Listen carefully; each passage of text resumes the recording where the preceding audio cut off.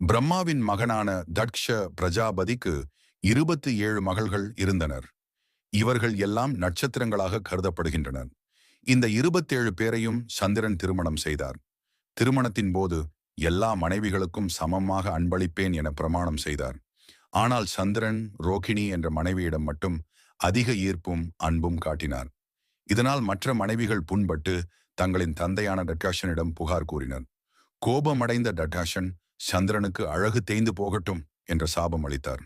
சாபத்தால் பயந்த சந்திரன் கடலுக்குள் ஒளிந்தார். நிலா இல்லாமல் உலகம் இருட்டாகி இயற்கையின் சமநிலை சீர்குலைந்தது.